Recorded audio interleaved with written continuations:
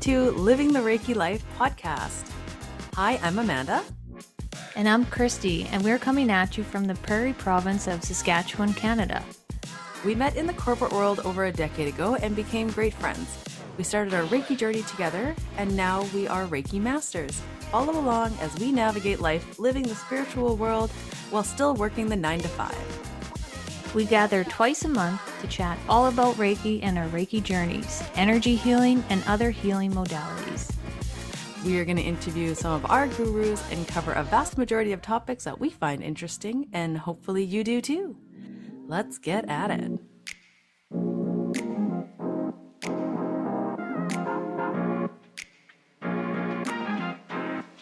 Hey everyone, welcome back in. You are here with Amanda and Christy, and this is episode 23.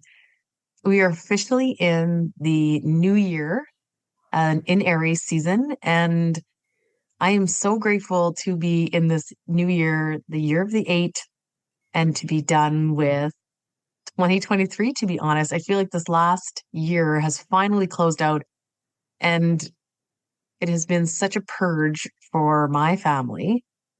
Everyone got the flu in our house near the end of March, like when we were getting into that spring equinox. And it was like we were energetically purging out the last year to officially start clean in the new year.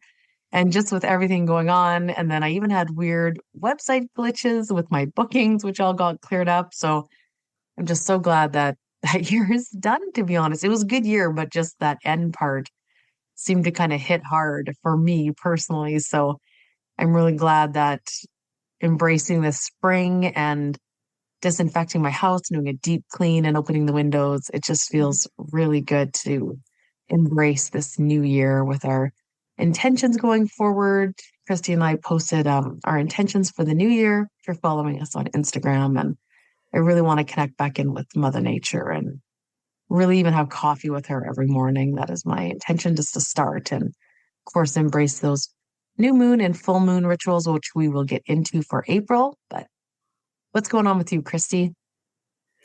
Yeah, I'm feeling that energy of the new year too. It just feels so good. It feels fresh. And I just went in and thought about everything I went through in the past year. And it was like the highs of highs and the lows of lows, and just looking back and just holding grace for myself that what I went through, and just released all those emotions and acknowledged them and thanked them, and just leaving them in the past. Cause I feel like this new year, after shedding all those layers and doing everything, of course there's always healing to be done, but I just feel like this year is really going to be a year where I can step into my authentic self and into my truth and share who I am and not be scared. And I don't know, it's just a really, really powerful feeling. And my intention was to meditate more. I find if I just have that 5 minutes of peace and you just sit in silence, whatever, you don't even have to do a guided meditation. Just do something where you're just doing nothing, right? Because we're doing something all day, every day. Our minds are processing so much. So just to give your brain that reboot, when your computer isn't working, what's the first thing you do is you restart it. And our brain is like a computer. So it's you have to restart it so it can start firing the way it's supposed to. So it's, I joke, it's clearing your cookies and your cache in your brain, just so you can have that clear, fresh start. So I don't know if I'm going to start in the morning or do it at night or both, or I'm not quite sure yet. Yeah, and don't even bother calling IT unless you've turned the computer on and off. Because that's the first thing they're going to say to you. So good practice to take those minutes, and I personally love it. I do it every morning, and it's so beneficial. I love the silence. I purposely wake up before my son just so I can do that. Good for you. Yeah, it's like a need, it's not oh, I should do that. It's no, you need to. In our, in the world we live in right now, with everything that we're consuming and exposed to, we need a time to unload everything in our mind, and just being intentional about it is super important. So I really want to commit to it and keep going, because it's sometimes not hard to start, but then you start and then you fall off the way again. Then it's like, now what? But I'm just gonna be graceful with myself and just keep going. Just keep going. Yes. And the guest that we have on today, she kind of talks about that a little bit about Yes. how can we, you asked a really good question and we won't spoil it, but yeah, how can people get started but can't continue with it? And she touches on that at the end, which was super informative and I'm sure everyone can relate. So, Yes, very good wisdom. Like, my mind was blown after this interview. She's so well spoken, and she just has so much knowledge with like the human body, the spiritual body, and just everything that's going on around it. I don't know. I just really enjoyed sitting down with her today. yes. So, Brenna, who we're having on the podcast today, and then we'll get into the astrology update. But she is the woman who comes to my office twice a week. She's currently in Nicaragua right now, but she normally comes in twice a week and does yoga with us. She is so connected in with the mind, body, spirit of everything. She resonated with me so hard. I absolutely loved her, and I'm so excited to share her with our whole audience. And you can connect in with her too. If you're living in Saskatoon, you can obviously go to her studio, but she does offer online connecting as well. So you can always reach out to Brenda that way too. And so beneficial. I would highly recommend. I cannot wait for her to come back and meet with me again. That's been like the best thing, changing that and adding that into my routine. I'm very grateful for her. Yes, I am going to stop by her studio too when I'm in the city. I would love to meet her in person and have a session with her. I just feel like it's not your average yoga session with her. It's going to be like something way bigger. Hmm. Yes, but first, before we get into our interview, let's quickly touch on what's going on in April. So, coming up first, we are officially in Aries season. So, at spring equinox, we are in Aries season, which the new moon for that is on April 8th. So, of course, new moon about setting intentions. So, Aries in the tarot deck is the emperor, actually. So, Aries is a fire sign, and Aries really harnesses that masculine energy, that let's get stuff done, let's take action. So this would be a really good time. Like if you've been thinking about things and, like Christy and I, we have vocally set our intentions. Well, now it's time to like actually do the intentions, take the steps, get them done, feel really good and kind of, pull on that masculine side of us to push us forward and accomplish all those goals that we have set for ourselves. Okay, and then we have that full moon coming in on April 23rd in Scorpio, which is a water sign. So again, full moons are about releasing, and Scorpio actually represents the death card in tarot. So really, really fitting now is, those things that time to close up, time to die off and rebirth something else. Really take advantage of this full moon. And two, you're kind of wrapping up anything that you really need to just throw out from maybe last year. Use the Scorpio, that energy. You see the death card and we automatically kind of gasp and, oh, that looks bad. But no, like always think of that death means that there's always a new and a rebirth coming right after. So might seem hard in the moment, especially if you're going through it. And maybe this full moon might seem a little bit tougher because of that energy, that Scorpio emotional energy. But always know there's always that fresh beginning that pick me up right after. So just hang in there with those moods this month. They're going to be fiery and emotional. Yeah, that's a lot going on, I would Yeah. say. And yeah, that message about that death card, that's so true. Just the rebirth. It's always there. Like you always get through anything you're going through. Yeah, it sucks, but that rebirth comes and it's just the best thing ever. Just like when you think of the flowers dying at the end of winter or fall and then watching them come back in spring, more beautiful than ever.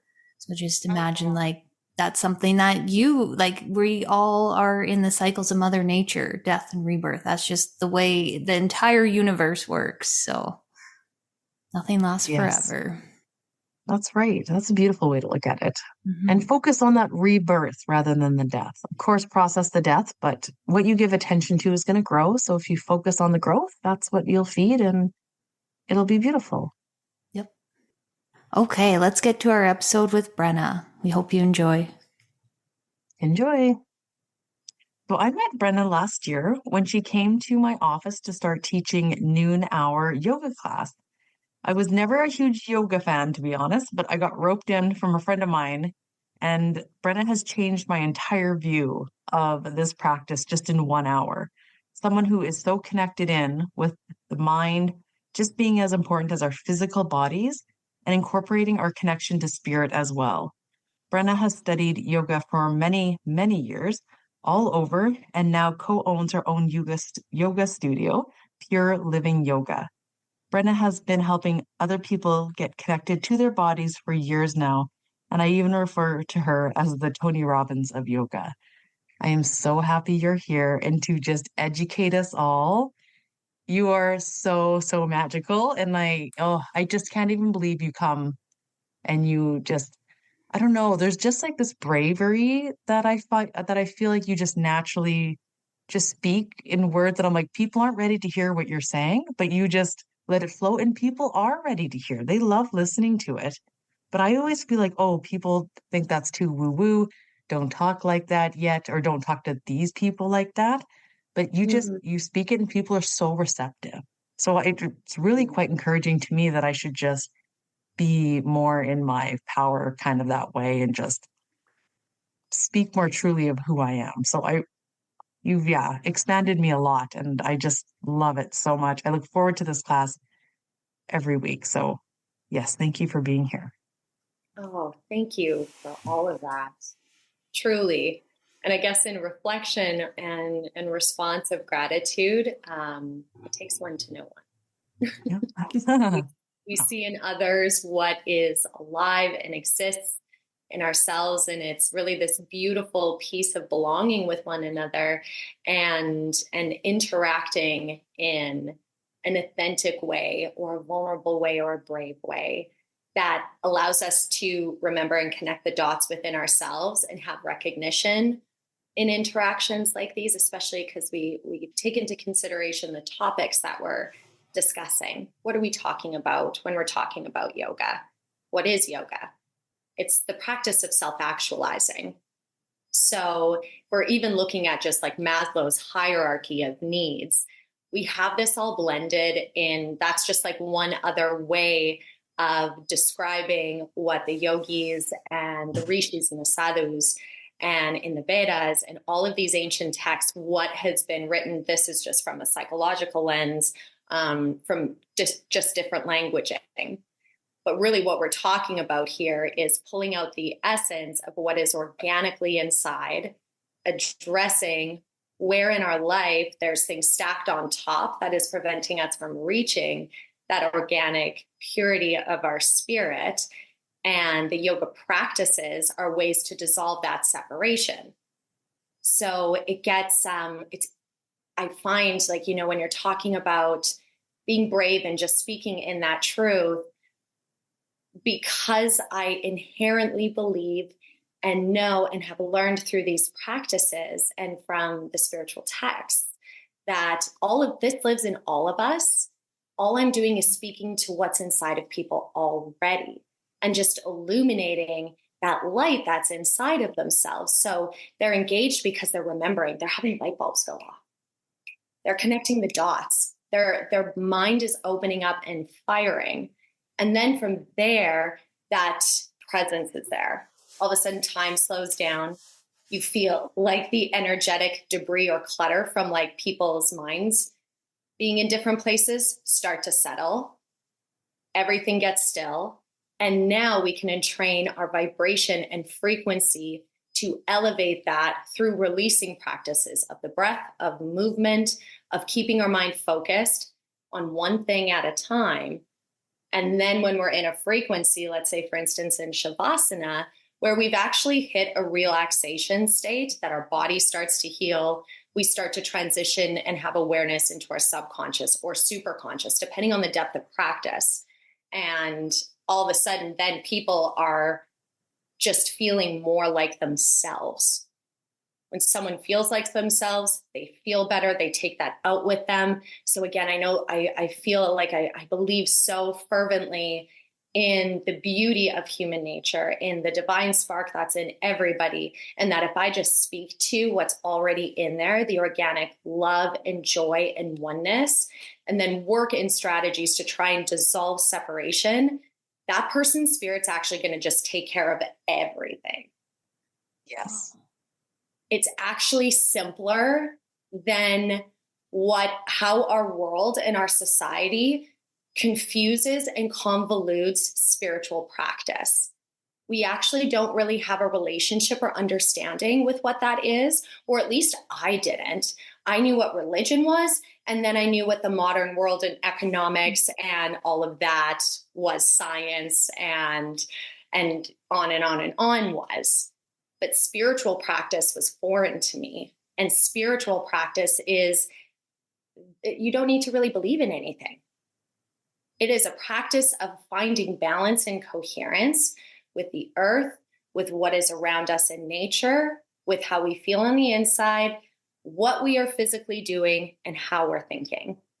It's in balance and coherence with everything else that's around us. And so because we live in such an off-balance society, we have systems in place that keep us in survivalism, keep us in, a depressive or anxious state, or pulled in 10,000 directions at the same time.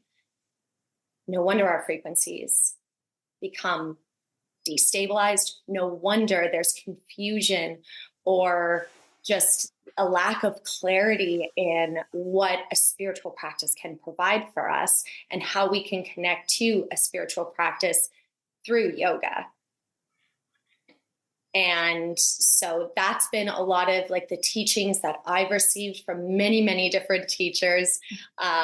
This is not coming from, let's just say, my own personal genius concocting, these things up. You receive the information, the teaching, and then you go and have the experience. And then, flowing and communicating through, it becomes just like the reflection of our own experience paired with like these teachings and stuff. So it's because of great teachers that I've been exposed and have had the privilege of being in experience in these practices and how profound they can be in all levels. And yeah, it's quite easy to help people remember those things. And the privilege and space that I'm provided to say and have discretion to do really whatever I want, just full trust, is so incredible. It's so beautiful. It's a reflection actually of all of you. And there is something really special about an organization of people who are used to being in their bodies. There's a lot of physical acumen within that building. And so with that, it's so easy to pull people into focus and actually go places with it. So a very long roundabout answer or reflection from your share. So good. I was thinking about like what you said about like nature and balance, and it's almost like just you're bringing us back into our actual natural essence. Because like us being modernized in this way and being indoors and under fluorescent lights, like that's not really like our natural state or how we, should be. It's like we are naturally like supposed to be outside and supposed to be with Mother Earth and grounded all the time and just living off the land. And it's like you're just speaking to our what am I trying to say? Like our actual, how we should be, like our basic selves of what's still inside and what is bred right away until we modernize it and become unconnected. So it's like, yeah, you're just speaking to that like spirit self of us who's already in those things and loves those things. So of course everyone's going to resonate. And if they are going to yoga, I mean, there's a good chance they're like one step there, right? So, I mean, that too, yeah. Well, even if someone, it's always so incredible to me that just the technology of the physical asanas. or that connection between deep parts of our joints in our body with our spirit. Like none are disconnected. If they're disconnected, there is pain, injury, disease, illness in that space. And it always just blows my mind that someone can just like come because of their hamstring and realizing that it's causing lower back pain and is creating like chronic stress and fatigue in their life and chronic pain in their life. And they need a strategy outside of the medical system, which is a prescription strategy. And really they're looking for a solution, not a Band-Aid. And then all of a sudden you go 6 months later, they're feeling happier in their hamstring. And all of a sudden they're like, I have some questions about spirituality. It's incredible. Happens all the time. They're like, oh yeah, like I'm really here for the critical movement part and like understanding about my nervous system and stuff. But like, spirituality, energy, the woo woo, all that kind of thing. Not really my bag. Those are always the people that are like, I have some questions. I'm having an experience. And it's like, well, yeah, no kidding. Because you had a really clear intention as to why you were coming here. You solved that solution. And because healing took place, it opened up your consciousness. Right. Yes. Absolutely it does. Mm-hmm. That's a great way to put it. Yeah, totally. That is just beautiful. Like I think of like back in the day when I was so disconnected from my body. And I'd go for a massage and she'd be like, so where are you storing? And I was like, well, I don't know. Like, I'm just like, I'm sore here. Like just that mind body wasn't there. But like now it's so connected and I can feel where I'm storing emotions and where I can stretch to release it. And it's just like, it's such a gift. But like, why aren't we taught that like when we're like 5 years old? Like that would be so beneficial to teach kids when they're young to connect, to make that connection. Yeah. And I think in the place that we are in now in human consciousness, in this process of awakening, if you will, what is awakening? We are, because of frequencies, because of vibrations, or call it like the music of what's around us and how that stimulates emotions up. When we become more aware of our emotions, we become more sensitive to what is around us. It starts to slow down when we become more sensitive. We have to spend more time with it because it's right in the forefront and it's hard to be present past that. And then from spending time with it, developing relationship with it, then we start to slow down the vibration and we can start to hear what it's saying. What is my tension actually telling me? Is it fear? Fear of what? Like what is happening in my mind as I'm like focused in that area? And because where we are in our human evolution, we have had so much of our history adulterated, if you will, censored, covered up, and we have forgotten about who we are and where we came from and why we are here. So we're not taught it when we're 5 because those individuals, unless we were in the environment where there were spiritual teachers and, we're in Canada, so our Indigenous elders, where we were present with them, that they could actually teach us what spirit is and what that means and practices to connect with that.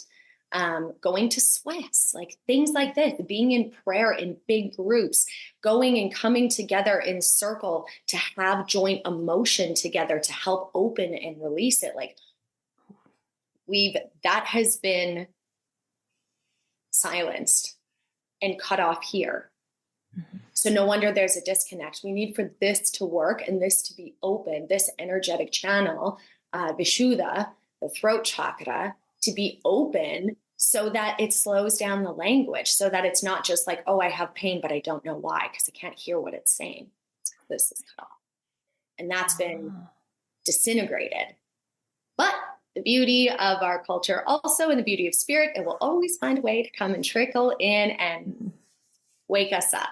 So when I look at like quantum physicists and the physicists out there that are exploring like really the universe and the expansiveness of energy and how all of this energy and what makes us up and vibrations and frequency and sacred geometry, that it's all just connected and it's all mathematics and all of this. It's like, they're the spiritual modern yogis, if you will, Yeah. with this information that it's like we're really deeply exploring consciousness.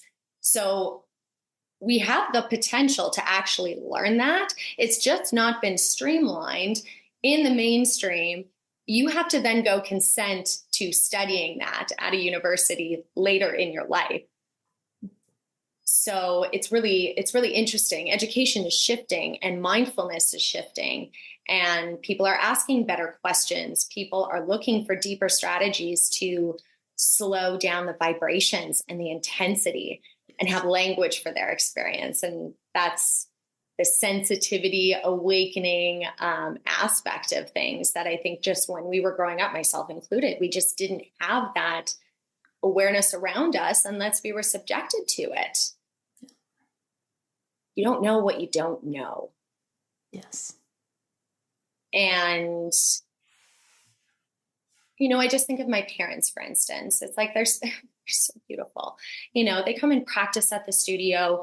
They have had incredible experiences across the board in all of their bodies, their physical, their energetic, emotional, mental, spiritual bodies. And, there's so many times that they're like, I wish I had known these things, like when you kids were growing up and stuff like that. This is a reflection from my mom. I'm like, oh, bless your sweet soul. You just know what you know. And so it can be really hard to open up to some of this information when it's coming at us too, because then we can be possibly faced with a lot of internal chaos, shame, guilt, low vibrations, especially if we're exhausted. And then it's just like another thing to learn, another reason why I'm not being like a good mom, good dad, good partner, like, and there's war and pandemics and I don't know where to look. Like, I totally, I really get it. Yeah. So I like lots and lots of compassion for everybody coming into a new way of addressing what's in their software upstairs and what they do know and what they have consented to knowing, and then what they've communicated out as truth, whether past or now present, and working towards shifting that language. I mean, if we have had look at the shifts that have taken place, let's say technologically, connectedly speaking, and awareness wise in the past 5 years. There's a lot of similarities when we go back into ancient texts in the yoga systems. Amongst other systems, among other ancient systems, they're written everywhere. In the time of the Mahabharata, Bhagavad Gita, the Vedas, like this is the most recent civilization to where we are now in modern society that has had really incredible spiritual experiences where they were provided with this code and these downloads to then pass along to elevate the awareness of humanity. It's why those stories and those mysticisms are actually so important to dive into. And however we draw a connection to it, it's just the most recent time in history that we've had access to that information to come and pass through. And so then it brings in a whole other layer of why didn't we know this information? Well, religion has had the stake in the claim in the domain of what is God. Since Roman Catholicism and the Roman rule, when they made sure, through war and genocide that, Catholicism was going to be the primary way of worshiping God. And then here we are. Absolutely. And not to really go down this hole, but they really don't want people to be in their power and tapping into those gifts, because that does make you really powerful and it makes you self-reliant, and it doesn't make you need to run to the pharmacy. If you can utilize all of our natural things, like going outside, like Christy had dandelions. I think she's shared this on the podcast, that it was growing in her yard. And she, intuitively knew, it's like, oh, no, dandelions are here for a reason. I can make tea, and they come up this time of year for a reason, and I'm going to harvest them and use them and heal and feel good in my body and use my surroundings. It's just stuff like that. They just, yeah, don't want you to really know about, or try to like make it seem like it's a bad thing to do like a energy healing circle, do a Reiki circle, like you said with the indigenous people, and use that power, bring it together. But luckily, like with Joe Dispenza's work, he is that quantum physics and bringing that in. And then like he can monitor like the energy waves that are being held with groups of people coming together to heal. And it's like, we need that science to mix with our woo woo to bring those other people over to our side. So it's good. We're going in a good direction, I think. I agree. I think that, disclosure is happening and awareness is happening, and this invitation to contemplate is brought up. And because societally speaking, we have been cut off from spirit, or, what is considered God, is the system and money and all of that status quo, where we're really operating in a society that has like great spirit actually sucked right out of it.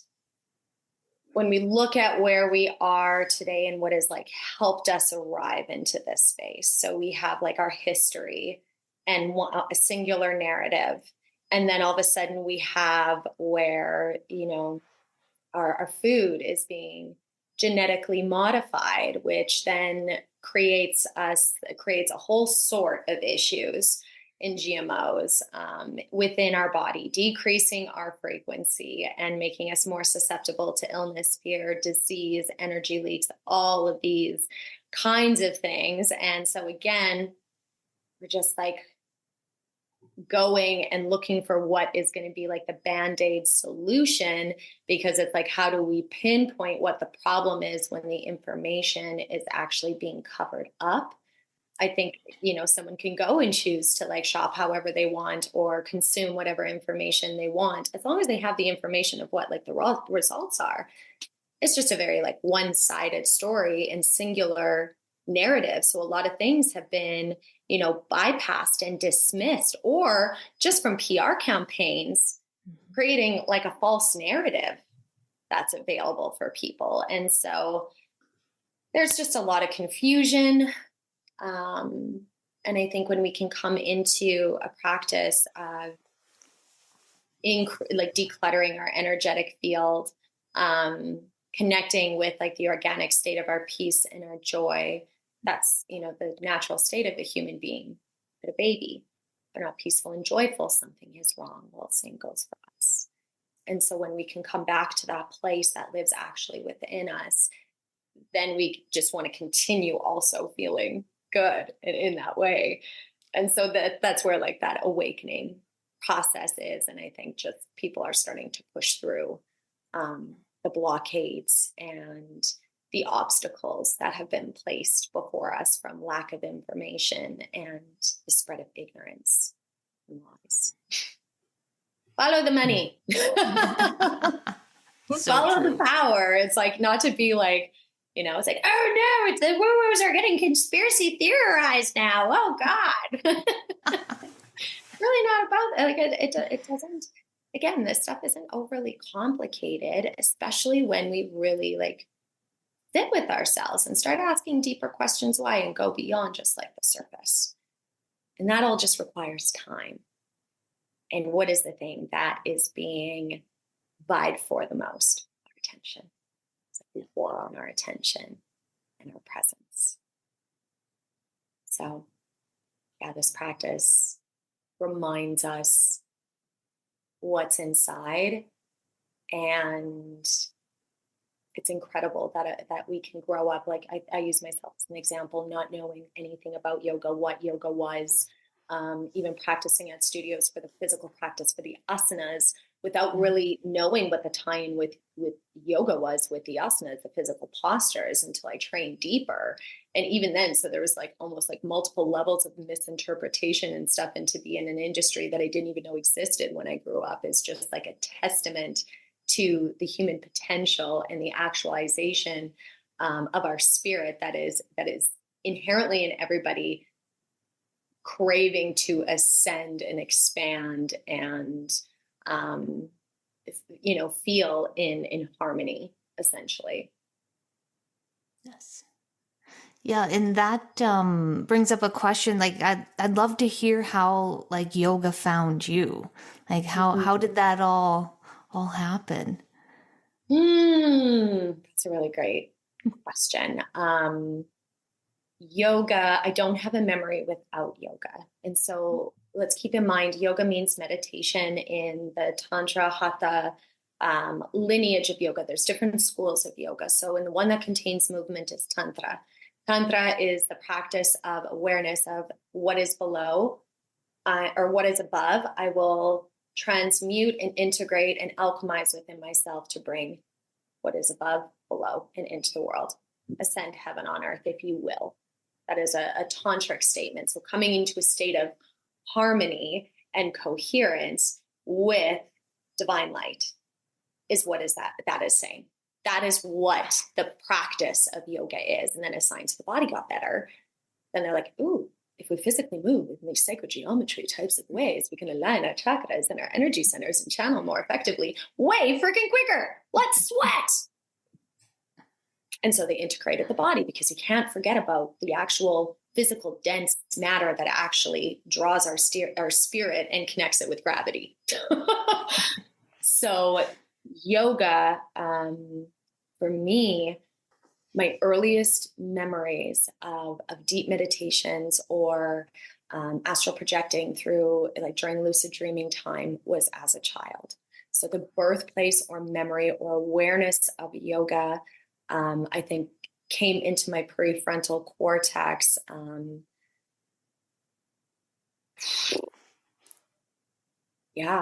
would have been, some of my earliest memories were before kindergarten, and were birthed through extreme anxiety, trauma, fear, all of that. So, and that's a very common story, is that someone's, gifts or spiritual gifts or awareness of spirit or awareness within a yoga practice comes from a shock to the nervous system. So the meditative practices that exploded out of me so that I felt safe in my surroundings and my nervous system could settle are techniques that I was later able to ask some of my teachers and help them understand and give me language and translate what I was doing as a child and as I grew up, and what I was organically doing because of my epigenetics and my consciousness and the parts of my past lives that have come forward into this life, and what I'm connected with in this life, being, from reference in other lifetimes. They were helping connect the dots with language in there. And I still teach these techniques. I've taken you through the station through these techniques many, many, many times, like every single class. And obviously, like, there's stacked knowledge and experience and awareness that's come from like past 4 years old. But it's stimulated then. I have deep, deep memories from then. And it's just been this awareness that has been carried with me through everything and has really been a guiding source in my life. Now, I met the asanas when I expired from dancing professionally, and I was just in like a dark place of like depression from like early expiration from like professional artistry and athleticism, and was super disconnected with my body, had a terrible relationship with gym memberships, and just like did not enjoy the movement styles. I think for myself, again, lack of information was part of it, and know-how. Also, just the time in my life, I had a lot of energy and emotions that were running through me. I was going through a lot of alchemization at that point in my life. So I needed a deeper expression of movement, like dance, where you can essentially express music through your body and emotion through the physical flailing of the pictures that you're creating. So I was really looking for a movement strategy, and the asanas like completely kicked my butt in my very first class. And just like you, Amanda, I was like, I heard it's a spiritual experience and all this kind of thing. And like, lottie, like, I don't know what, like, still the sentiment of what, like the the status quo, or like in the interpretations or the few interactions that I had with people that represented yoga, maybe were like strange interactions or whatever the case may be, or, third party information, grapevine stuff. And so, I had this invitation to go to this class and stuff, walk in, and I was just blown away. I couldn't complete the class, first and foremost. I'd had a previous spinal fracture, few different spinal fractures actually, that when it came down to like the spinal extending postures and the heart opening postures, like I couldn't even lay on my belly on the floor flat at that point, and was like quite in physical pain, like bending over to pick something up off the ground and forward fold hinge and things like that. And so I really needed something because I felt quite disconnected in my body, and I was exhausted and had no reason to be that exhausted, like in my experience. And so, and like, there were many, many reasons for that. Misalignment, namely being the thing, but I was learning. So, the growth is not like linear. It's like,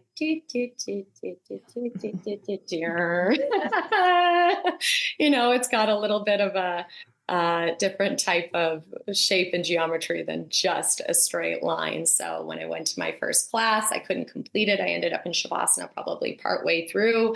And I remember thinking to myself, it is a spiritual experience, because it was a Bikram hot yoga class with a carpeted room, 9-foot ceilings. It was 42 degrees when I walked in, and I'm like, oof. Jesus, hey, can I not die and suffocate in this class, please? That's hot. Really nice. Yeah. That's so hot. I loved it.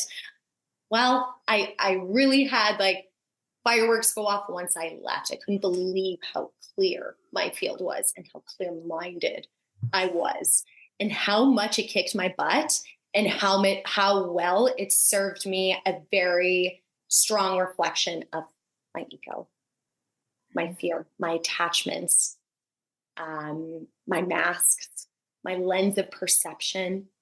Like, it was just so quick. And then that was just kind of it. Then it just showed me, the practice showed me the way, because the practices are designed to help us tap into our internal wisdom and knowledge that lives within our subconscious and our superconscious. Helps us cross over those bridges, the temporal parietal junction in the brain. It helps us to access that information that is already there, and that comes forward and then guides a person's choices and decisions. It's just a matter of whether or not a person's conditioning will even allow them to have a unique, individualized thought that wasn't validated or given from somewhere else. Because we've been taught that there's only a singular way to worship, a singular way to learn information. We all know that when we experience something, we understand it way more than intellectualizing it. So by just going to practice, it's going to provide the intellect and awareness that our nervous systems and our experience and vibration is ready for. It gets released so imagine a video game. You learn how to get to the next level by completing the level that you are in. Same thing. We understand how to feel better, how to evolve, how to access more peace, more happiness, more harmony, coherence, joy, separating ourselves from the things like disease, disorder, things like that, mental, emotional, physical, things like that, because we're like, oh, I learned in this level that if I, do a little bit of breath work and like take an opportunity to focus my mind and like go for a walk once a day, that like I'm feeling like way different. And then you spend more time in peace, the body can heal itself. And then all of a sudden you're at a different level where more information comes in. And then all of a sudden more information comes in, and someone is now growing in these levels. When we are vibrating in the frequency that holds where the information lives, then we receive it. Then we know. It's very stressful to be in a different frequency and vibration than the information you are told you need to learn. Yeah. You must be afraid of your neighbor. You must be afraid of human contact, belonging, close proximity. All of a sudden, something inside's like, right? Wait, what do you mean? That's it saying if you're not in the vibration of fear of one another and discrimination of one another, and if you're not in the practice of seeing that we aren't separate, if you see separation and have the awareness of separation, then you're going to be like, oh yeah, that information makes sense. If you're not in that vibration and you don't see separation, then it's like, that's a very bad idea. That's how you get really, really sick in like way worse ways. And then we ask better questions. It's so important for people to elevate that vibration and dissolve separation, not just so we can have access to our own internal genius. Who am I? Why am I here? What's my purpose? It's all inside of us. Mm-hmm. Where do you think the checkmark click comes from when you hit the nail on the head? It's inside. Someone doesn't give that to us. It's right there. And when that happens, you know what happens? People become more peaceful, more harmonious. What do? They protect it. They have boundaries. So then when someone is saying, an organization, a group is saying, we should just, disappear this specific group of people because their belief system and what we think about their DNA, we just don't like it. They're going to be like, but that's like my brother and sister because we're all human species. They're the same as me. Nope. We won't consent to things that take our freedom away and that harm each other. Because then with that awakening awareness, we realize that, hey, when you're in pain, I'm also in pain. I have to live in that vibration. It's in the quantum. It's creating a musical note, an internal scream out into the universe that we can all feel. Ask a mother in connection to their child. All of a sudden you have a spider sense. And you're like, fuck, it's too quiet. And then you catch something happening, or you're just in the nick of time of something like whoopsies happening, or then all of a sudden you hear your child screaming and you're like, we do know we've been gaslit over and over and over again to shrink and disconnect from our spirituality and our knowing and our intuition. And then our bodies have been made sick with GMOs, with poison. So then our gut flora is all messed up, and then our intuition's messed up and we're sick. And then it opens up all of the holes in our life raft, energetic bleed, opening for goodness knows what, and it travels through fear. So you can come to a yoga practice and go, handstand seems absolutely friggin' terrifying to me.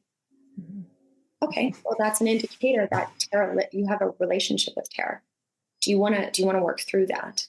Because a posture can never make you think or feel anything, but it will expose what's in there. Would you like to explore what your relationship is with terror? Because that's an energetic leak for you. Let's take a look at some wounds around your terror. I'm really sorry for what took place in your life that opened up that gate. Boom, connection, compassion, support, and then doing something fun that you show yourself through, again, practice in experience, not intellectualization, that I can do this. Boom, awareness. Again, it's really super simple. Watch kids, they know. When do they get stressed? When they are overloaded with information that they don't have a tactile experience with, and then have to memorize it and regurgitate it when someone says, okay, go. Tell me the information in the way that I want to hear it, not in the way that they digested it. We're terrible at integrating, so we don't know what practice is in our society. So we don't know that we can just come to practice and believe enough. We have been so disconnected from the belief of ourself and understanding of ourself that we just don't even allow ourselves to even receive the information sometimes. We're like, ooh, weird stuff. Well, indicator that we don't know what practice is. We've had disconnect from spirituality, so we don't know the benefits of that. And then we're in confusion. Kids are a really good lesson, like teaching people lessons, because they have no problem expressing themselves as opposed to adults do.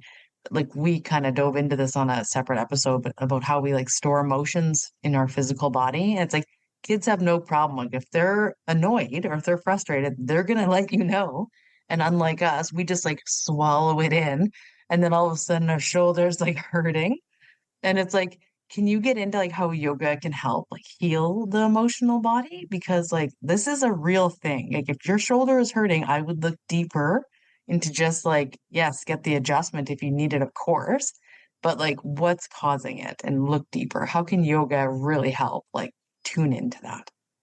Yeah, that's a really great question. And backing up just like a quick second to your reference to a child in there, goes beyond that. Look at their presence.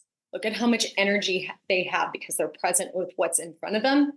And they can be in the space of next, next, next, next. And then parents are like, no, it's just a lot of energy. And it's a lot of, what is it? It's a lot of presence. It's a lot of awareness and like what's in front of them in extreme detail. Then you look at how they move, mobility in a child. Then you look at their reaction time. 1 second they're screaming and then they're laughing the next second. It's a really fast process. We have the ability to practice or process like this. And it's actually what pure living means. It's going back to our purity. It's unbecoming the things that are stacked on top of separating us from our mobility, from our presence, from being able to express our emotions without shame. Because it's only when we are afraid of disconnection and not belonging. And it's only because we experience trauma. We experience trauma when we are vulnerable in our nervous system.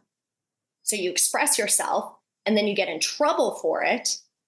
That teaches a pattern that this expression and this emotion is not okay. It cannot be fulfilled. The problem with that is that it doesn't mean the emotion's not going to still happen. It just means it can't move and get out. So it gets stuck. Where it gets stuck, well, that's just dependent on a couple different things. It's very getting into the physics and vibrations and all this kind of stuff, meridian lines around the body, energetic channels. It's going to get stuck. It's going to be pulled out of our prefrontal cortex by the limbic system. So we're not living in that fear every single day. We have amnesia and then the brain drop ships and hides it. And then that emotion is like, as one of my friends, also teacher, says, she's like, and those shadows, those emotions are sitting in the basement of somewhere in your body, lifting weights, waiting for the opportunity to push it up and come screaming out and explode. And we've had that.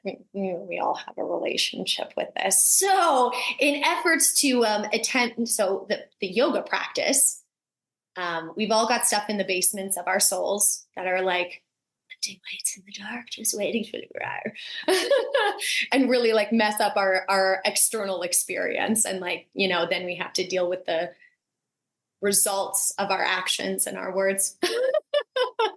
Take some self-responsibility when things come screaming out. So as a way of coming into let's say a releasing practice with ourselves so that those things aren't having to be stored, that's how the yoga practice works. We are moving, we are extending, flexing, twisting, lateral, moving the joints in the full range of motion of their capacity where these things are stuck. So then you start to warm them up. You're like knocking on the door. You're like, I know you're here because I'm in pain here. I'm coming to get you. Now it's not a one-sided conversation. Now I'm coming to do some internal landscaping. I'm coming to sweep out the basement. And so really what we are doing is we're taking our pain point and we're addressing it on the physical gravitational pull of let's say this 3D dimension, when in actuality, what we are doing is we are reconnecting with spirit. Emotions are in the middle. So if we are having a pain in our body, there is a spiritual disconnect. We know this through Reiki healing. We know this through the lessons Then it goes into, the energetic channels, the nadis, the meridian lines, where these frequencies, I use music as an example because it's so easy to draw connection to. So it's like this emotion or this song creates this feeling. This emotion, this song, this sound creates this feeling. They're linked. It's a music, it's a tune, and it rolls through our bodies because it moves through ether. Sound moves through ether. It's like why building shakes when there's a loud noise. So then we're able to, so backing up, you have, the spiritual disconnect. What that is, well, that's the discovery. And, or we come to the physical, we work on the physical, and then all of a sudden we have awareness in the spiritual because the bridge, the line of connection, we're plugged back in again. So where do emotions sit in that? You can come to a physical practice, work within something. You take someone into something that they're afraid of. They have a frozen shoulder, and you are now getting them to move that freeze. And then if you invite someone to say, okay, like breathe, move your energetic body into that space. Okay. Now we're increasing the oxygen, the blood flow. Again, we're starting to clean it out. You think of like putting water into like the cavity of something to clean it.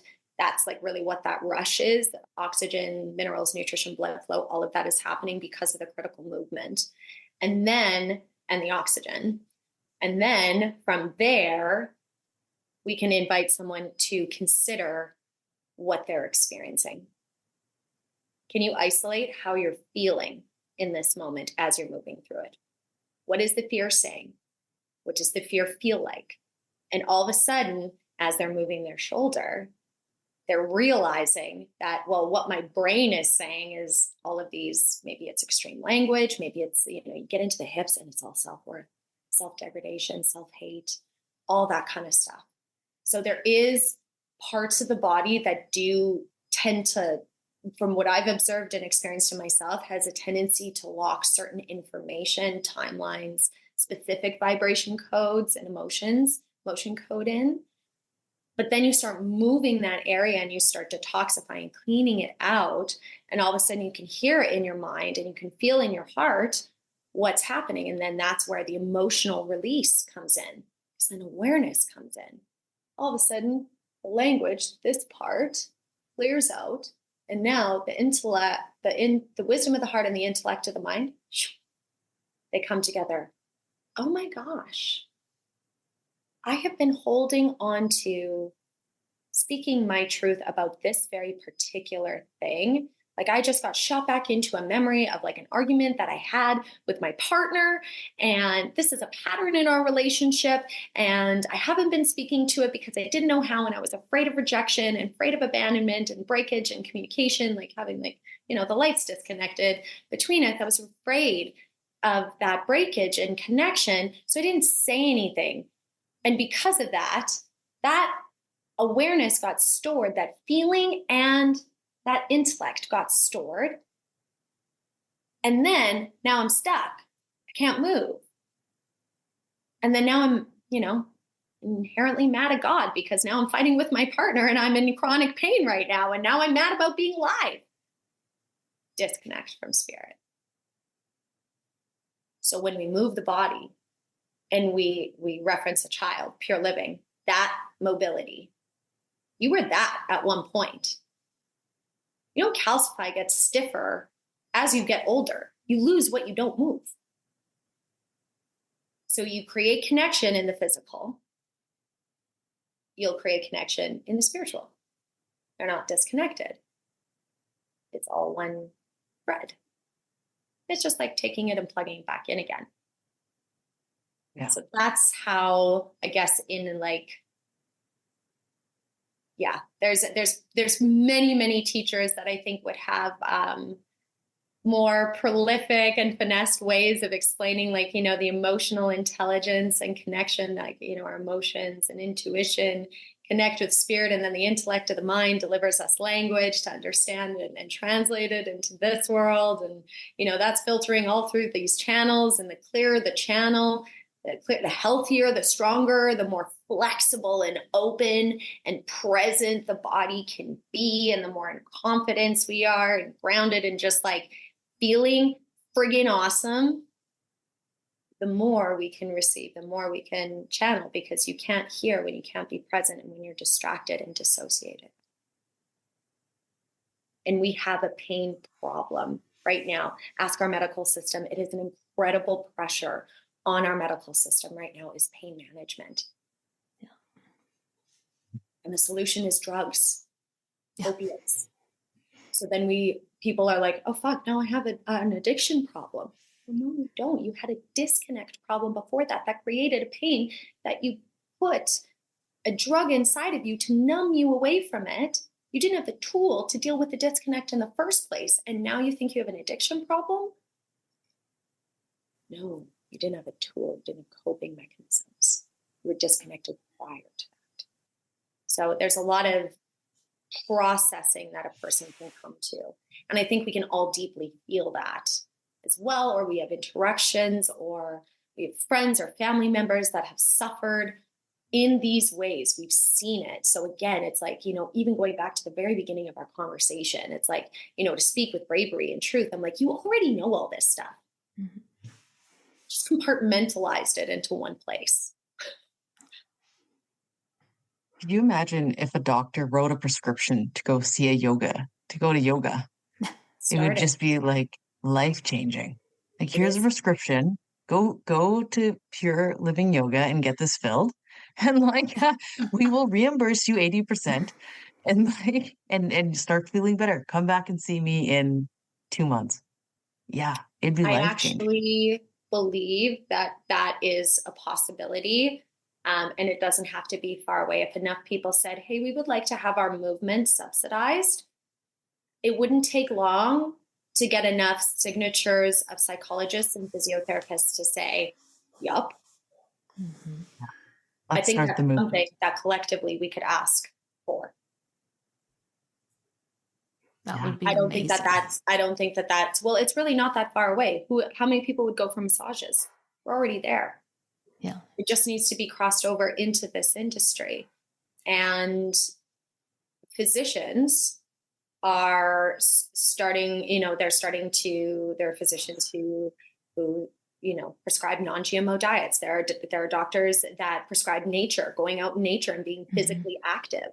There are many, many psychologists and therapists and physiotherapists, practitioners right here within Saskatoon, and nurses and physicians, like the whole gamut, that have also been like, oh, you're having a nervous system experience. Have you tried yoga? It's coming. We do have people that come through the studio all the time, like every week. Typically someone who's new coming through the studio, it came through from a therapist or a physician or some form of professional that they went to that said you should really try yoga. So it's something, actually, I love that you brought that up. Another one of the teachers within our team is feeling very, very passionate about this movement as well. There are lots of people in our community. That's actually how Ben and I connected, Amanda, initially, was really? This topic of like wanting to collaborate forces to bring this forward for our province. Wow. And then Joel Lipinski, he is the sports therapist and physical therapist and trainer of the Huskies, the Saskatoon Huskies football team. Then same thing with him and stuff. So it's really how I got in is, through, connection and conversation about things like this. Amazing. Super, super cool. Fair. I think it's very possible. And I think Reiki and energetic medicines are also going to be part of that. I mean, knowing our government, they're going to want to regulate it then. And maybe that's the challenge of why they won't look at it. But it's always going to be dual, I feel, until we elevate our awareness collectively and dissolve separateness. I think once we reach, and I think we're on our way there truly, actually, once we are in that space of, deep coherence and love, think about how people spend their money. Do they ask themselves, is how I'm spending my relationship with how I exchange, is this being spent out of love? for myself. Yeah. That's, You know, I think eating out. it's so important. Yeah. So when I look at the cost of a yoga class, which can be a barrier of entry, which is why we're asking for subsidization. Reality is that if someone was in the practice of looking at their, dirty green paper as a way to monetize love in their life, to invest into deeper states of harmony and love surrounding them in their life, they would look at dirty food and be like, well, that's poisoning myself. I love myself. I don't want to poison myself. Extra resource. Oh, you know what? I think in terms of where I want to live, let's see where like my life exists and stuff like that. Maybe I want to have like a little bit more mobility and walk a little bit more. Living somewhere that's close so that they can be in walking distance. Oh, you know what? I think I want to have a garden. I want to learn how to preserve things. Decrease my grocery bill, increase the high vibrational food that I can make for me and my family. All of a sudden, people actually, then it's the boundary, the gate of entry starts to dissolve. Because then it's just like, oh, well, yeah, of course I have a yoga practice. I need a way to connect and listen to myself in spirit. I need a check-in. I need to do my daily checkup with myself. Yes. So when awareness rises, this practice is always here. And it works in all the vibrations too. So we're getting there. Even the invitation to come and teach at a police station. That's huge. Brenna, you said something really interesting. You said like if you don't use it, you lose it.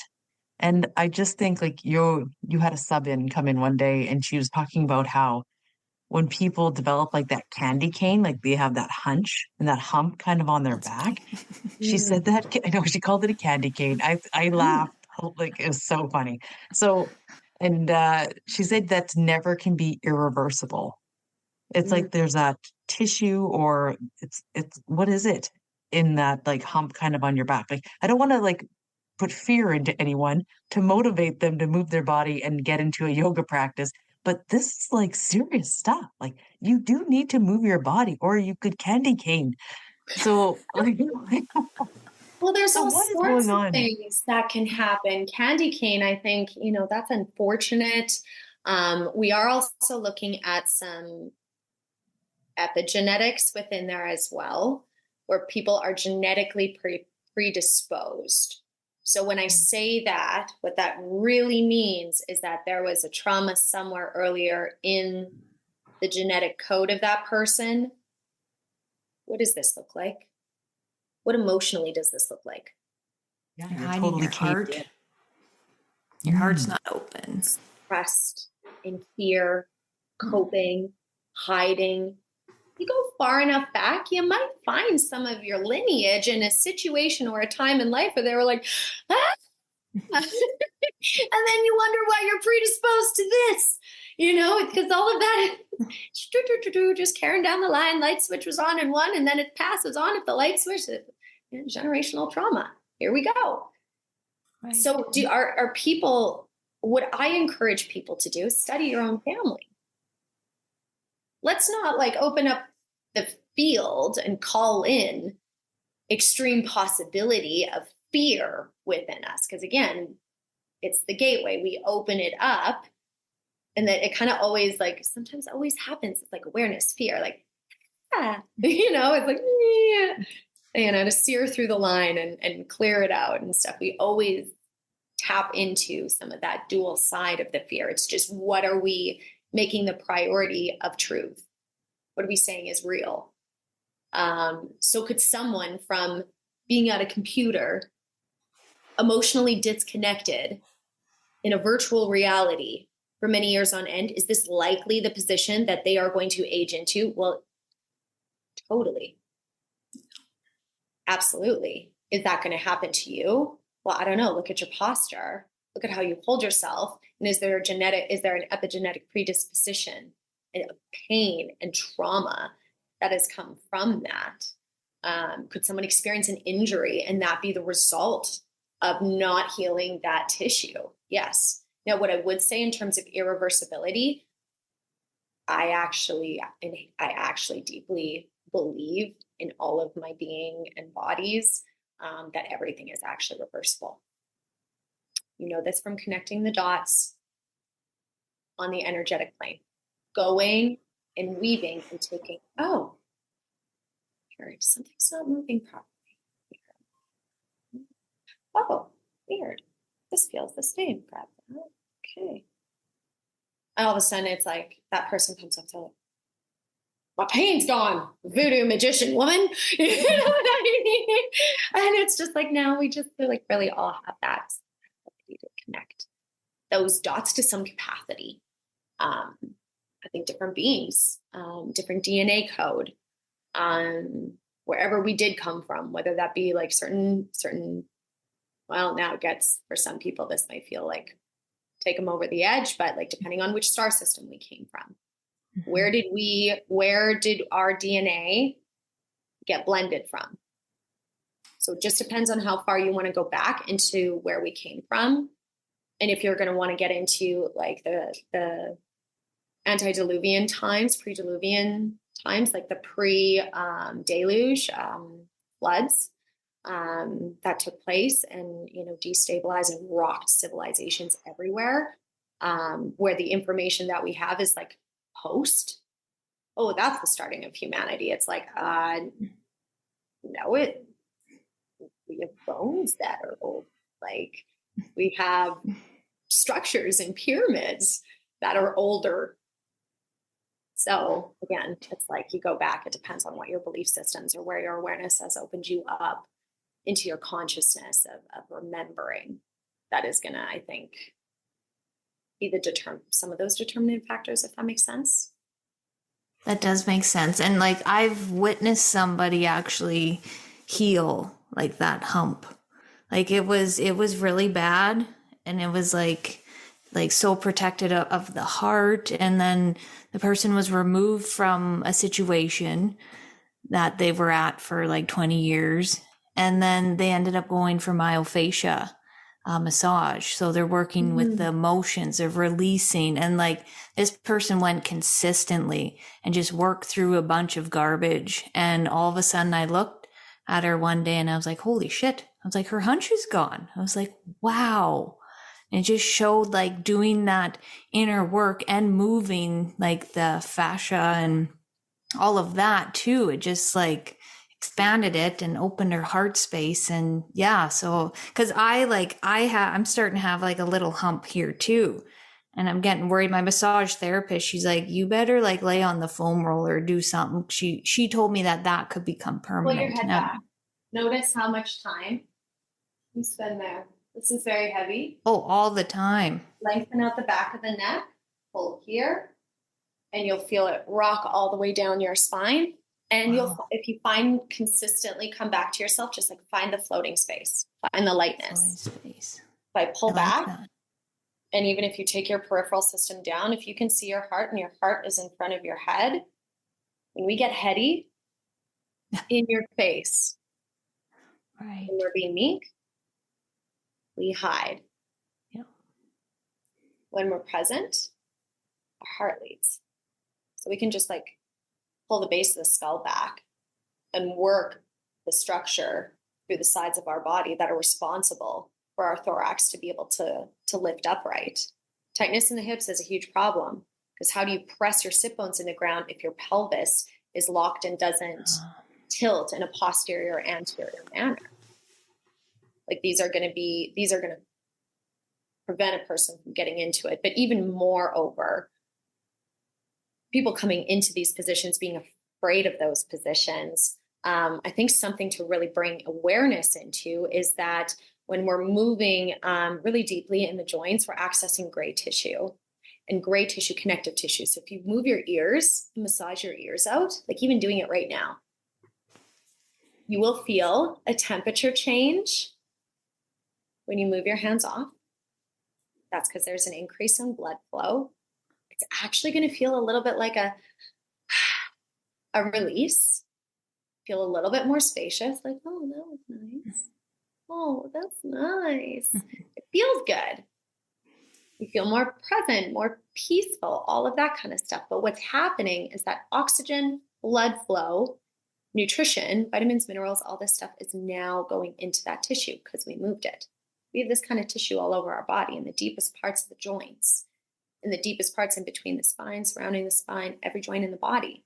So then when we move that around, we're giving it medicine.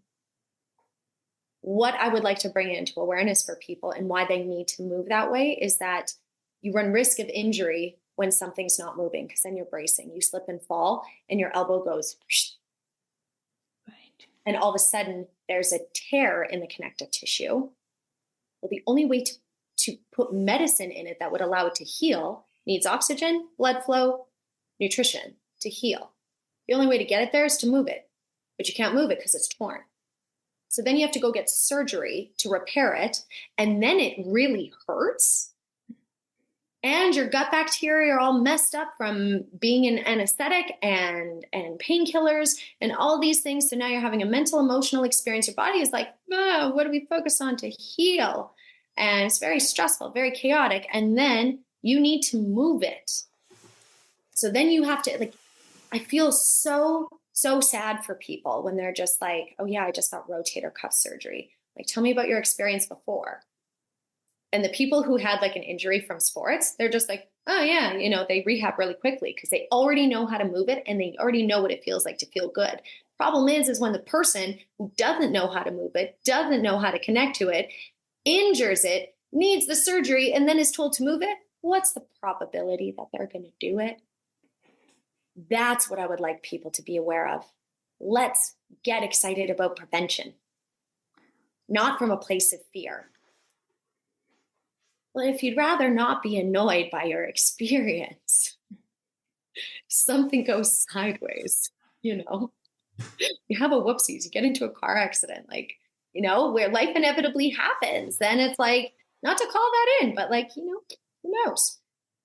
So this way it's like, I have a strategy for that. So now I'm not so stressed because I know I'm going to get my mobility back. I don't have all these stories from lack of information and experience and truth. And now I'm an open playing field for just anybody to put all of their opinions in my head. And now it's just like confusing and fearful, and then we don't heal.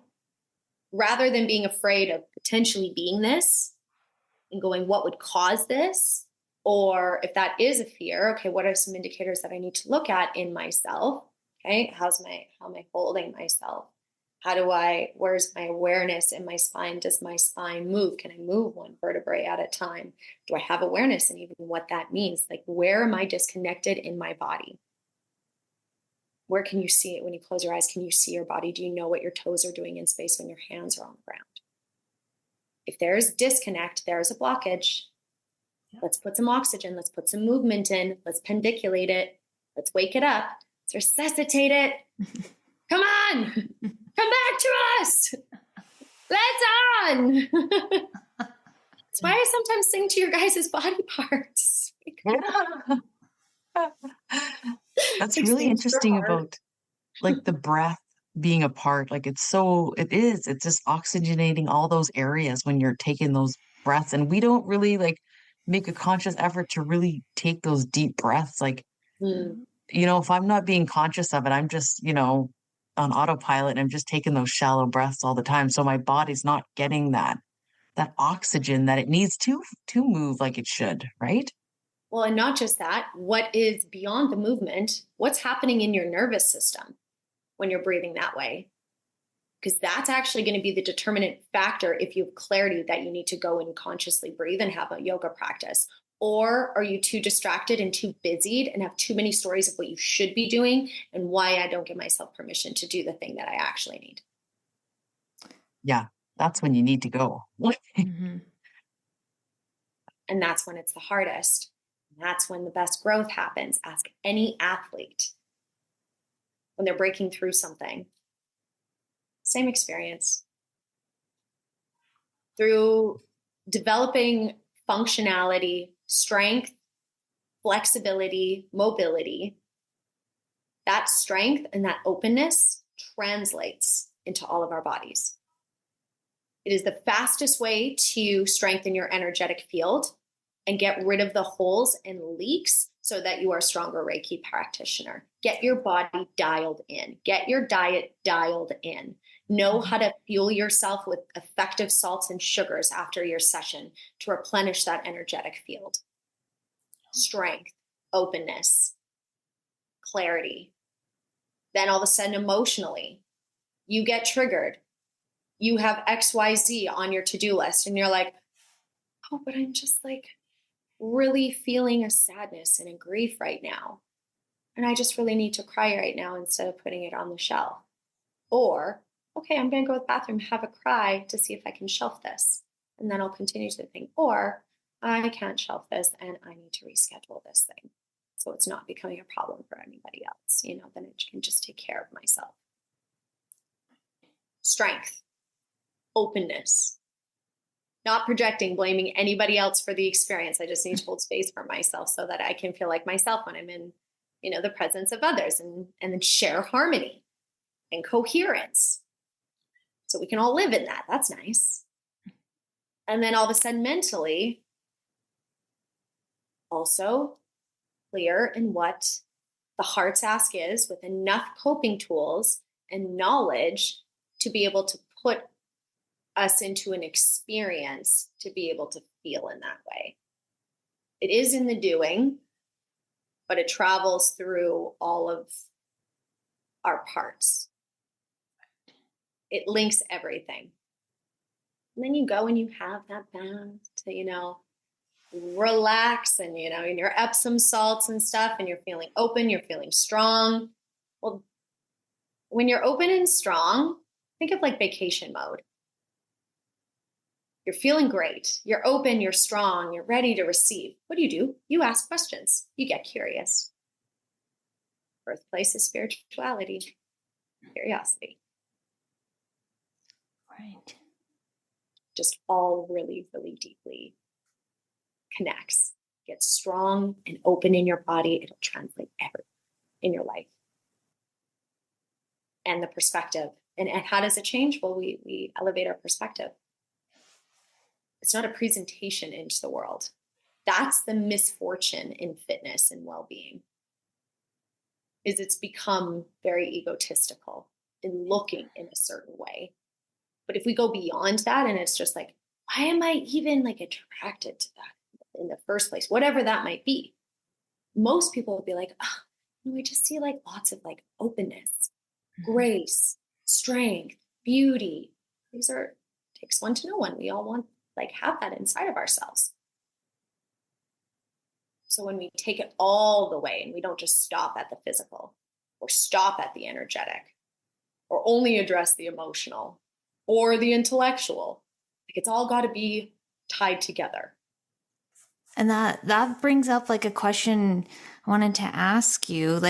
We know this feels good. We know we need this. I never regret a time going to my mat and even just doing 10 minutes of twisting and bending or whatever I feel like. But the problem with me, and I'm sure other people, is why can't I get there every day? My consistency, I'll go for 3 days and then 2 weeks go by and I do nothing. And it's why can't I if I feel good, why can't I do this? It drives me crazy. There's, it's not your fault. And there's reasons why that is. So we are very hardwired in our limbic system for negativity bias. So we're scanning for the negative, for the protection more consistently than we are for the positive. So it's very easy to forget about the positive. We have amnesia. We suffer from forgetfulness. And not from our to-do list, but where the patterns and connections are. So that's a factor. There's other things alive in front of you, and it's very easy to forget. Now, how do we stop ourselves from forgetting? Repetition. So we have two sides to look at. We have, I'm motivated for 3 days and then I fall off the bandwagon. My first question is going to be, well, what's your intention? Do you remind yourself of that intention every time you go to the mat, so that when you're working towards something that you're curious about, excited about, deeply passionate about, dopamine then starts to secrete in your brain? And then that way, what dopamine does is it actually fortifies the new neural pathway of what you're doing and why you're doing it. And then it'll start, as that pathway strengthens, then you're going to start to get signals that say, you need to get into your body, you need to go to your mat. And then all of a sudden we feel the knocking more frequently, the calling to our mat. But if someone is disconnected to their why, they're never going to develop a habit, because there isn't enough dopamine being secreted in the brain to fortify that. They're doing it the hard way. They suck the fun out of it. They're going to their mat because it's from self-shame or from fear. And then they go to their mat, and what are they having? A shame experience and a fear experience. Why? Because that was their intention, because that's what they called in. If you connect with an intention that totally explodes your heart, you're going to have a hard time leaving your mat. Wow. I love that. So it's like, for moms, when we're in like group circle and stuff like that, like, man, the grief and the trauma that they feel from leaving their children to come and do something for themselves. Like, it's physically painful in their bodies because of that etherical connection to their little one. And so then it begs the question, well, why do you need this? What does this allow you to do? And all at some point will say, I'm just like a more present mother. I feel like a better mother. I feel more. And what does that mean? I am more myself, so I can be in etherical telecommunication with my child. I just have a knowing, and I can support them, and I can see them. And I'm not passing along, my garbage, because when it does come out, then I can, reel it in, because I'm not in a reactionary state. I don't have all this clutter. Their why, really strong. Dopamine, really quickly. CEO of an organization has a really strong why. They would want to have a different vibrational field through them, because they're constantly making decisions and taking action and leading people and creating culture. Super easy to connect to that mat. Oh yeah. How often are you available? How many times can I come? How many classes am I allowed to come to? Because I kind of need this. People need things when they have a strong why. Setting an intention is imperative. Yeah. Or else we're just bullshitting ourselves. We're having an ego experience. So yeah, just get like super raw with yourself would be my recommendation. And then from that intention, then like the third piece is approach. So I actually wrote a blog on this. You can actually pop onto our website, click on blog. It's the 2024 sadhana, the refresh. A sadhana is a daily ritual that we are encompassing in our life that really serves a deep purpose, that has a deep intention. So we bring this alive in the studio, where we make group intentions, and then on it says, I will celebrate myself through this journey by. Because that celebration piece at the end is actually the dopamine kicker. That's what keeps the dopamine flowing. So I set an intention, I have a deep why, and then you have a win. You get the reward from your efforts, and you're experiencing results. Woohoo! Keep setting the intention. Continue to set the intention. The dopamine will continue, and then you're motivated for your life. Yes. Because you have the readily available hormones secreting in your brain. They're not absent. So your organ is in a healthier state of being. It's actually optimally functioning the way that you want it to function, giving you the information you want it to, versus the information that may have been absorbed that you didn't necessarily maybe consent to or even believe in. So then from there, you have two approaches. The brain loves immersion. It's why we do it for teacher training. Think of learning a new language, loves immersion. But the nervous system, like small pieces, one step at a time, journey of 1,000 miles kind of thing. So a person has to figure out how they want to biohack it. People who are like, I need a rinse. Like, I need a lobotomy. Okay, baby, you want to come every day, a couple times a day, and like really put some different vibrations and technology and information and exposure into your experience. And then you can taper off into some consistency so that there's safety within your nervous system, because your nervous system needs to be in a window of tolerance to be able to absorb and learn. If it's outside of its window of tolerance, the only focus that we need to have for ourselves is self-care to get us closer to a window of tolerance. And when we go into a practice that stretches our edge, what is that edge? The edge of our window of tolerance, stretching our capacity to deal with chaos and maintain peaceful. So your strategy, allow yourself to oscillate. Why do I go for 3 days and then taper off? Well, maybe because you reached something within those 3 days, and now it was just a practice of consistency after that. Yes. Because there's nothing wrong with your approach and how you go stronger and put more focus into something when you're learning something. It takes a little bit longer at first. And then you have a system and a strategy. It's kind of the same thing for the asanas. My asana practices were way spicier and way longer 10 years ago than they are now. Now I have a very like deep, isolated, slow practice with like lots of breath work and a lot of sitting throughout it, and contemplation and breathing and being in stillness and targeting very specific areas of energetic lines in my body. So I move slower. I'm not creating as much of a cardiovascular release because I've detoxed a lot of that, a lot of debris, and created new patterns so that the debris didn't come back. Right. So my movements have changed. And then you start experiencing meditation in everything, where you have equal awareness outside of what's happening in front of you to how you're filtering and thinking about it in multiple layers, like you would when you slow down and close off the world in practice. Pratyahara, withdrawing from our senses externally so we can focus on our internal senses. You can have that dually happening at the same time in awake state. Right. So then the practice shifts again. So it's also understanding what the quality of the practices that you need, that comes through the lessons, and then just being so kind in your process in the same way that you would with kid gloves. Would we ever imagine shaming or demonizing a child for trying something new for 3 days and then like kind of falling off their bandwagon? It's like, hey, don't you remember you like that? Oh yeah, I forgot. Okay, do you want to do it again? Because you just like notice that they seem to feel better. And then they go to do the thing and they remember again. Usually, like if they'd forgotten, it wouldn't be like, what's the matter with you? It does something good for you. You're broken. What happens inside of ourselves?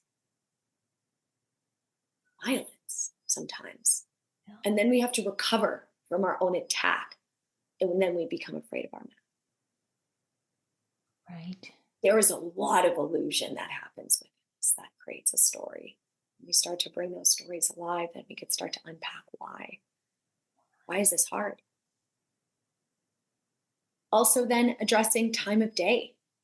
If you're wanting to develop a new habit, do it first. When you're clear. Okay. Do it the first thing. Because also the way our brain works, you're going to get a hit of dopamine and endorphins. And lights are going to come on from doing that, from having a practice of connecting with yourself and spirit. You're turning on your lights. You're taking the time to put the internal coffee pot on and wake things up. For what? To feel great. To have an epic, impeccable, harmonious day. What a blessing. And that's how you start your day. You're going to get your first hit of dopamine from that. And how our brain works in secretion, in recycling when it's secreting, is that what we give ourselves first for that hit of dopamine is what we are going to crave throughout the day for that hit. So if you get your first hit from the screen of your phone and Instagram, you're going to be addicted to Instagram all day, because that is what your brain is telling you that you need to go to get your hit. Wow. So it's brain things. It is so not your fault. there are unfavorable features of the mind, like forgetfulness and dopamine secretion, that make it, we just got to know some things to know how to hack it and access it. Yes. Oh, those are such great tools. Thank you. Thank you. Thank you. Oh, totally. And And go slow. setting that intention, you do it before every practice. I didn't even really put it together, but like I always set an intention before I Reiki a client Yeah. because it's like, Thank how do you. you want the session to go? And it's the same thing. It's like, how do you want your yoga practice to go today? Yes. And What are you calling you in? feel like you're achieving something. It's so important. It's wonderful. Yeah. Wonderful. And what is that actually? Developing a relationship with something.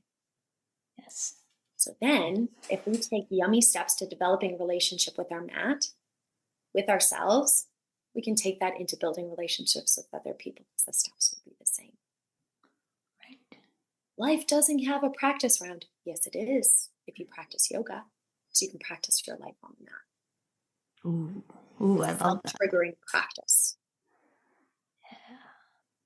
Okay, so if somebody loved what we're talking about today and they want to get on that mat and start, where can people find you in Saskatoon?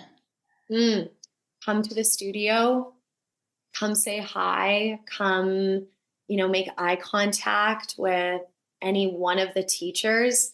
We are so, so ready to receive everybody in exactly the form that they're in. Please don't feel the need to have to show up in a certain way. Come hang out, have some tea. Let's be in just like breath and communion and just like in a really nice, peaceful environment together to start to get comfortable with one another and start to get to know each other in, maybe more energetic sense from just being in each other's vibes versus having to like articulate like speed dating or something like that, It's just like, yeah, come and be.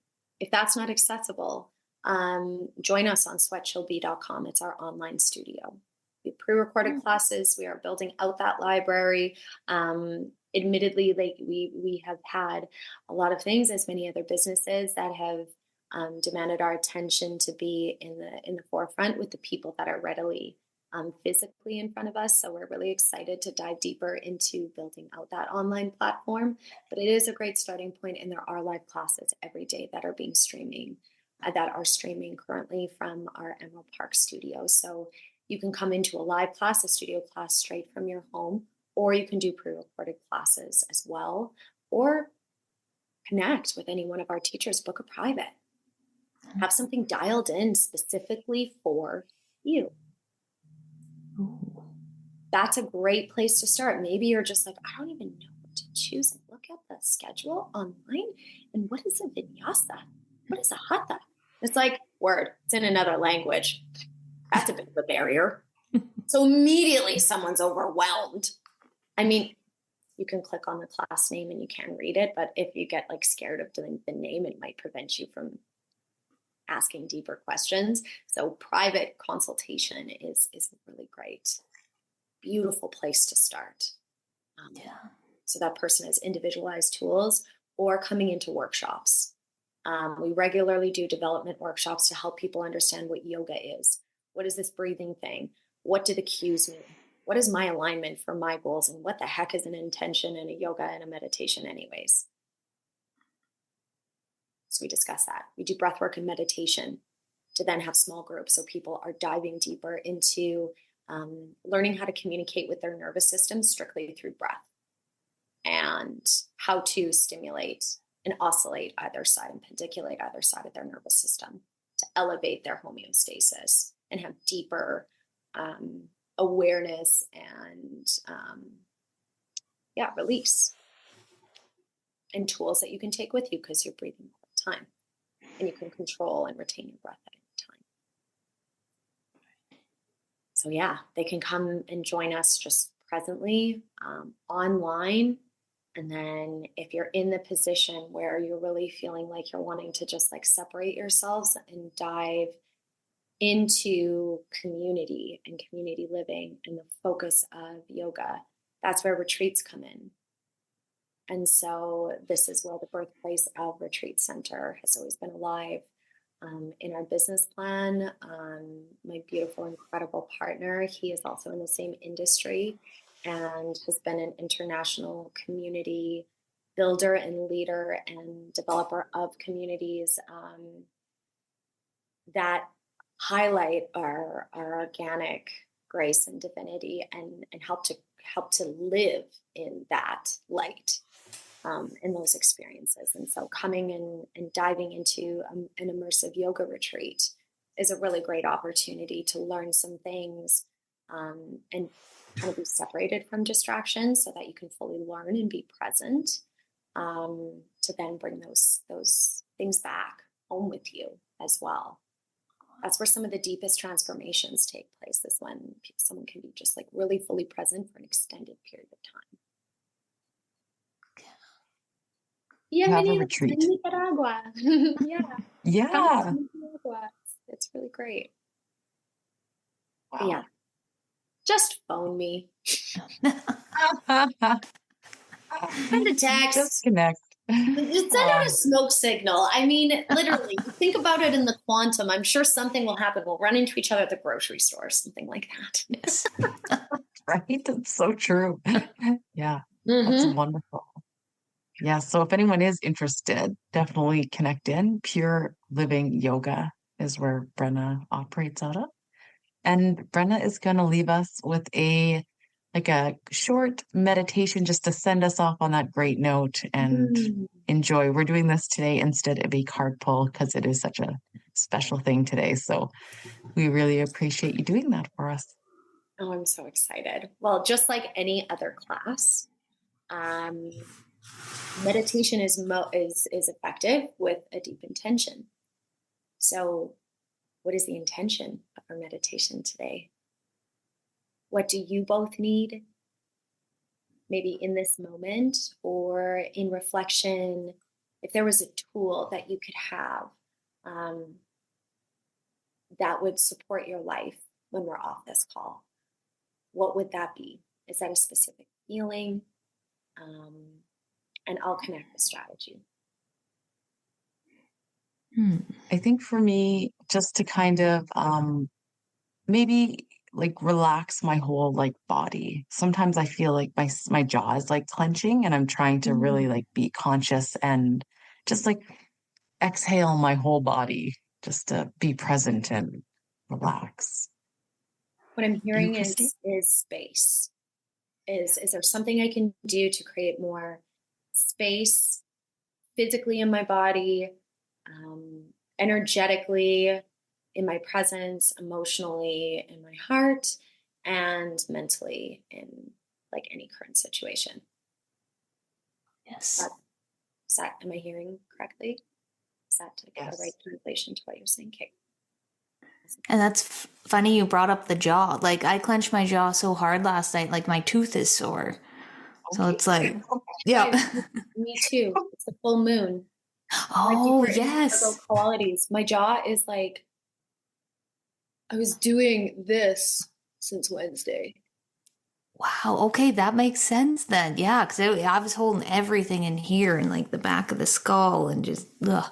Yeah. So like even quite simply, come to the still point for yourself.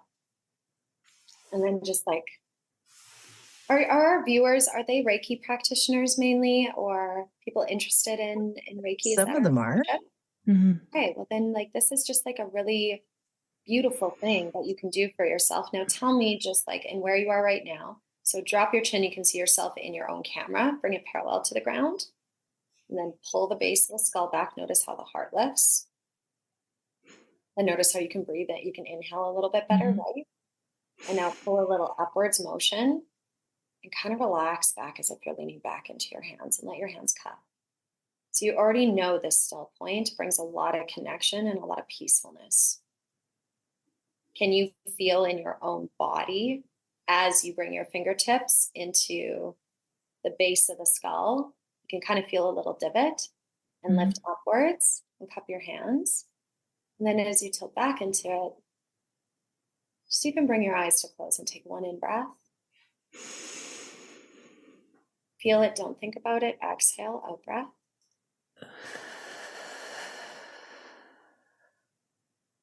Does that even create a little bit more space?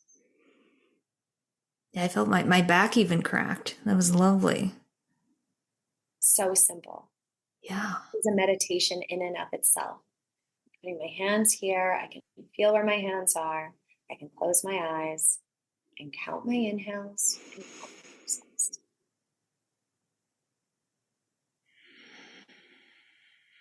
So wherever your hands need to be, if your arms are getting tired, then just release them down and the palms to face up. And let's bring our eyes to close just to take a scan for anybody who is watching this and for both of you at home. Yogi's choice, seated positions are not always comfortable, especially if it causes your chin to jet forward and it's hard to lift through the chest and sit comfortably in the hips. Then if that's the case, lie down. You can even bring your hands to the back of your head and bring your fingertips into that still point once again. And then just connect your entire body on the ground, get horizontal. So that would be my first recommendation. Get the physical body really, really comfortable, where you don't have to brace, where you can be in the lightest position physically. And then from there, make an audible exhalation, like you're trying to fog up the room around you.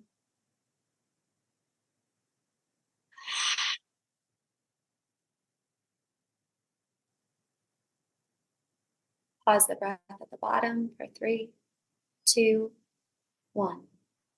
Inhale slowly. 4, 3, 2, 1. Pause your breath. Retain it at the top. 3, 2, 1. Exhale through your mouth. Create sound. 6, 5, 4, 3, 2, 1. Pause the breath at the bottom. 3, 2, 1. Inhale deeply. 4, 3, 2, 1. Pause. 4, 3, 2, 1. Exhale audibly. 6, 5, 4, 3, 2, 1. Pause. 4, 3, 2, 1. Keep your mind focused on your breath. Count the length of time of your inhalation. Pause. Don't take the pause too long. Stay comfortable. Elongate your exhale so it is a couple counts or double the counts of your inhalation. And then pause the breath at the bottom. Continue to keep your mind focused on your breath, as the other layers of your mind will be able to hear the rest of what I'm speaking to. We're elongating our exhalation as it allows us to communicate with our parasympathetic nervous system, our rest and digest. So as you're breathing, breathe into the parts that feel hard to breathe into, through your chest, through your waist, through your side ribs, through the back of your heart, back of your throat. And then on the exhale, slow it down so that you can feel the vibration, have awareness of where your body is releasing tension. Continue to invite the release of tension through your body. Feel your head get heavier. If you're lying down, feel it melt into the earth beneath you. If you're seated, pull the base of the skull back until the head feels weightless. Notice how the spine and the trunk start to float. Relax the muscles through your forehead, in between your eyebrows. Allow the temples to get heavy, the ears to get heavy, your bottom jaw to get heavy. Relax your eyes and the muscles around. And allow your tongue now to rest at the roof of your mouth. Begin to inhale through the nose and exhale through the nose. Still taking your exhales to double the length or a bit longer than your inhales. Feel your shoulder blades, if you're in a seated position, draw together, lifting the heart upwards. If you're on the earth, feel them get heavier and rest deeper into them. Melt the muscles away from the bones, from the shoulder tips all the way down to the fingertips. And on your next in breath, breathe deeply into the palms of your hands and forearms at the top of the skin. Can you feel your electromagnetic field, the vibration, movement of energy? Begin to visualize it now, bringing the visual component of your senses in. You have the audible component of your breath, whistling sound. And then you have that physical touch component of your senses, feeling the tension melt away from the bones. On your next in breath, breathe deeply into your floating ribs at your diaphragm. Exhale to melt all the muscles through the front of the belly. Allow your waistline to expand and the space in your low back to soften. Inhale deeply into the bowl of your pelvis. Soften your glutes. Sink heavy into your sit bones. Relax your pelvic floor. Feel your legs get heavier, spacious. Melt all the muscles throughout your pelvis and all the way down your legs, into the soles of the feet, into the toes. Next in breath, bring your awareness to the soles of your feet. Breathe at the top of the skin and notice your electromagnetic field, the vibration once again. Now begin to inhale and exhale in that vibration at the top of the skin now that your body is soft. If any tension surfaces through the inhalation, it's okay. Pause with it and attempt to exhale in that area to bring some vibration and softness in. Oxygen. Breathe deeply into the space at the top of the skin, that electromagnetic field. And now imagine that your feelings and your thoughts can attach to all of the particles in your field.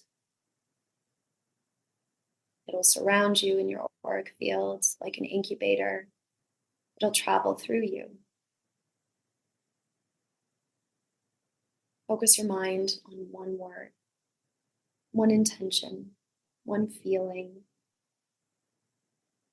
In the positive quotient, peace, joy, harmony, whatever that word is that creates a sensation in the center of your heart. And now instead of counting the length of time of your breath, start to repeat that word in your mind over and over again. So for instance, you're craving space, spacious around you. Space, what does that feel like? Is it peace? Is it joy? On your inhalation, repeat the word over and over in your gut, in your mind. Peace, peace, peace, peace. Peace, peace, peace, peace. Hear the word in your mind as you speak to yourself. Feel the sensation in your body.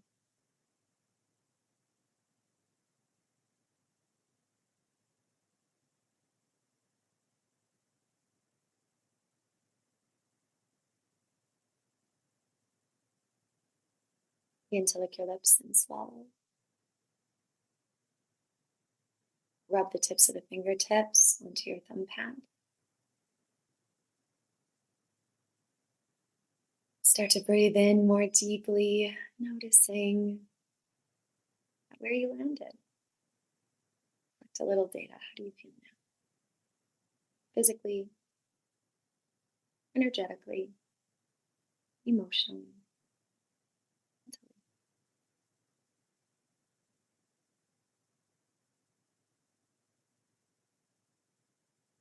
Gratitude elevates this spirit. Take a moment to hold grace in your heart and to connect with your spiritual body.